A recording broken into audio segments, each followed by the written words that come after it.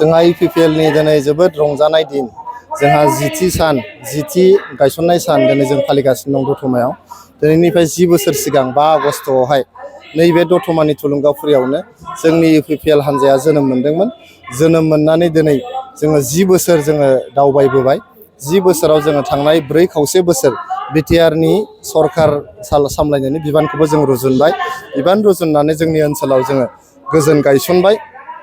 बयनोबो न्याय होनो जों नाजाबाय आरो जौगानायनि हाबाफारिफोरखौ मावफुंजोबनो थाखाय जों जोबोद अहरह नाजाबोबाय।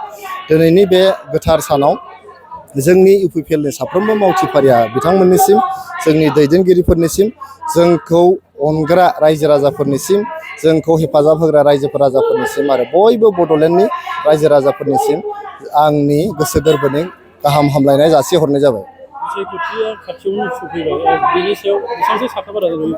जोंथ' बिसायख'थिनि थाखाय जेब्लायबो साखाफारा जों बिसायख'थि फैबासो साखाफारा जायो बेबायदि नङा। जों सानफ्रोमबो जिहेतु रायजोनि गेजेरावनो थायो रायजोखौ सिबिबाय थायो रायजोनि अननायजों जों जेब्लायबो हाबाफारिफोर मावबाय थायो। गतिके जोंना बिसायख'थि फैबा बेबायदि स्पेसियेल जेबो प्रिपेरेसननि दरखार जाया। जेब्लानि बिसायख'थि फैगोन होमबानो जोङो गेलेगोन आरो ग्रोम देरहाजोबगोन जों। जेब्लानाखि बिसायख'थिखौ फोसावगोन इलेक्सन कमिसना जेब्लानाखि बिसायख'थिनि दिन थारिखखौ फोसावगोन अब्लानो जों बिजाथिफोरखौबो फोसावगोन।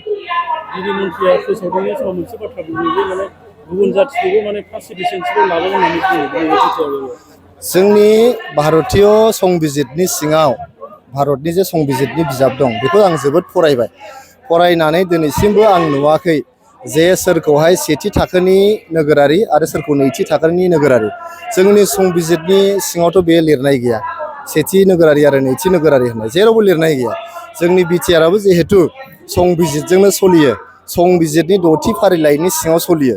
गतिके बेयाव सोरखौहाय सेथि नोगोरारि आरो नैथि नोगोरारि होननाय दं। रावबो नैथिबो नङा रावबो सेथिबो नङा बयबो समान। जोंनि संबिजितनि 14 नं दफायाव फान्डामेन्टेल राइट गुदि मोनथाय बाव लिरनाय दङ। बे गुदि मोनथायाव मख'दों जे बयनोबो equal rights and equal opportunities. रावबो उन्दै नङा रावबो गिदिर नङा बयबो इकुवेल होननानैसो संबिजिताव लिरनाय दं होननानै आं फरायदों।